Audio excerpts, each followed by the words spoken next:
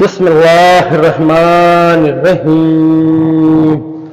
حضرت عبدل بن جلب جابین رضی اللہ عنہ اور محب الہی کا ایک خوبصورت واقعہ۔ شروع اللہ کے نام سے جو بڑا مہربان نہایت رحم والا ہے۔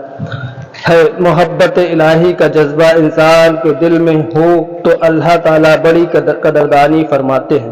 محبت میں ایسی کیفیت ہو جیسی حضرت عبداللہ بن جلب رضی اللہ عنہ کو نصیب ہوئی تھی۔ یہ ایک نوجوان صحابی تھے جو مدینہ طیبہ سے کچھ فاصلے پر ایک بستی میں رہتے تھے۔ دوستوں سے معلوم ہے کہ مدینہ طیبہ میں ایک پیغمبر صلی اللہ علیہ وسلم تشریف لائے ہیں۔ چنانچہ حاضر ہوئے اور چوری چھپے کلمہ پڑھ لیا۔ واپس گھر آئے۔ گھر کے سب لوگ ابھی کافر تھے، لیکن محبت تو وہ چیز ہے جو چھپ نہیں سکتی۔ اپنی طرف سے تو چھپایا کہ کسی کو پتہ نہ چلے، مگر علیہ السلام کا کوئی ذکر کرتا تو یہ متوجہ ہوتے۔ چنانچہ وہ گھر والوں نے اندازہ لگا لیا کہ کوئی نہ کوئی مسئلہ ضرور ہے۔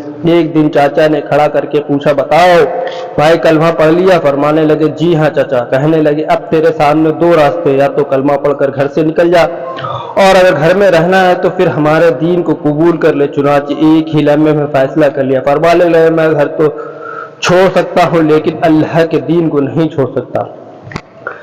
چاچا نے مارا پیٹا بھی، اور جاتے ہوئے جسم پر کوئی کپڑا نہ تھا۔ ماں آخری ماں ہوتی ہے، شوہر کی وجہ سے ظاہر میں کچھ کہہ تو نہ سکی، لیکن چھپ کر اپنی چادر پکڑا دی کہ بیٹا سطر چھپا لے۔ وہ چادر لے کر جب باہر نکلے تو ان کے دو ٹکڑے کیے، ایک سے سطر چھپا لیا اور دوسری اوڑھ لی۔ اس لیے جول واجدین یعنی دو چادروں والے مشہور ہو گئے۔ وقت اب کہاں گئے جہاں سودا کر چکے تھے۔ قدم اپنے آپ مدینہ طیبہ کی اور بڑھ رہے ہیں۔ رات کو سفر کر کے صبح کو نبی کریم صلی اللہ علیہ وسلم کی خدمت میں حاضر ہوئے۔ نبی کریم صلی اللہ علیہ وسلم نے دیکھا تو چہرے پر عجیب خوشی کی کیفیت جاری ہوئی۔ صحابہ کرام متوجہ ہوئے کہ یہ کون آیا ہے کہ جسے دیکھ کر اللہ کہ نبی کا چہرہ یوں تمتما اٹھا ہے۔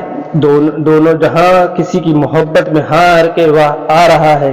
کوئی شب غم گزار کے حاضر خدمت ہوئے اور عرض کیا، اے اللہ کے نبی، سب کچھ چھوڑ چکا ہوں، اب تو آپ صلی اللہ علیہ وسلم کے قدموں میں حاضر ہوں۔ لہٰذا اصحاب مصفہ میں شامل ہو گئے اور وہیں رہنے شروع کر دیا، کیونکہ قربانی بہت بڑی دی تھی۔ محبت الہی میں اپنا سب کچھ داؤں پر لگا دیا تھا، اس لیے اس کا بدلہ ایسا ہی ملنا چاہیے تھا۔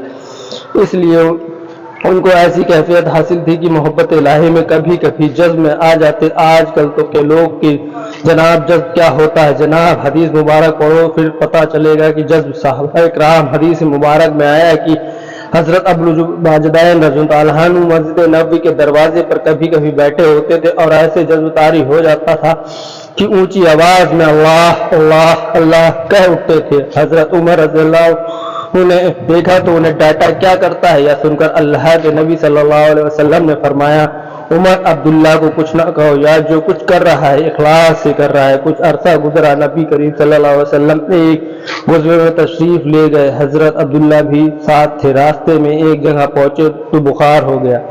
نبی کریم صلی اللہ علیہ وسلم کو پتہ چلا تو آپ ابو بکر و عمر رضی اللہ عنہ کے ساتھ لے کر تشریف لائے۔ جب وہاں پہنچے تو حضرت عبداللہ کے کچھ لمحے باقی تھے۔ نبی اکرم صلی اللہ علیہ وسلم نے ان کے سر کو اپنی گود مبارک میں رکھ لیا۔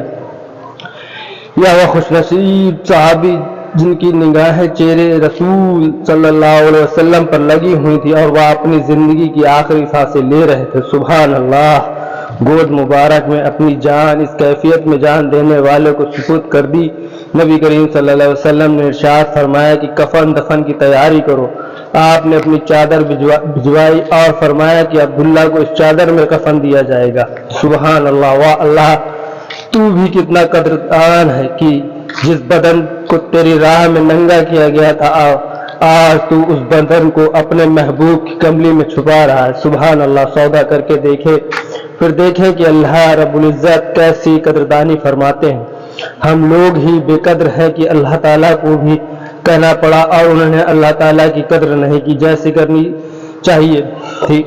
خود نبی کریم صلی اللہ علیہ وسلم نے ان کا جنازہ پڑھایا، پھر جنازہ لے کر قبرستان کی طرف چلے۔ اور شریعت کا مسئلہ یہ ہے کہ جو آدمی میت کا سب سے زیادہ قریب ہو تو وہ قبر میں اس کو اتارنے کے لیے اترے اس وقت ابو بکر و عمر رضی اللہ عنہ بھی کھڑے تھے. نبی کریم صلی اللہ علیہ وسلم نے خود قبر میں اتار کر فرمایا کہ اپنے بھائی کو پکڑا دو مگر ان کے ادب کا خیال رکھنا. آپ کے اس عاشق صادق کو اپنے ہاتھوں میں لیا اور زمین پر لٹا دیا, گویا اپنی امانت کو زمین کے سپرد کیا. حدیث مبارک کا خلاصہ ہے, اللہ کے محبوب صلی اللہ علیہ وسلم نے جب ان کو زمین پر رکھا تو آپ نے ارشاد فرمایا کہ اے اللہ, میں عبداللہ سے راضی ہوں, تو بھی اس سے راضی ہو جا. یہ ایسے بولتے کہ حضرت عمر رضی اللہ عنہ بھی سن کر وجد میں آ گئے اور کہنے لگے, میرا جی چاہتا ہے کہ کاش آج نبی اکرم صلی اللہ علیہ وسلم کے مبارک ہاتھوں میں میری میت ہوتی. حضرت زریر رضی اللہ عنہ کی امانت داری. دوستو, آپ نے دیکھا محنت و مجاہد اور قربانیاں کرنے والوں کو اللہ رب العزت یوں بدلہ دیا کرتے ہیں. آپ سوچئے کہ جو آقا اپنے کمزور بندوں کو حکم فرماتا ہے تو کوئی اگر اس کے لیے قربانی دے تو کیا اللہ رب العزت قدردانی نہیں فرمائیں گے؟ ضرور فرمائیں گے. سبحان اللہ. اللہ ہم سب کو دین کے سیدھے راستے پر چلنے کی توفیق دے. آمین آمین ثم آمین.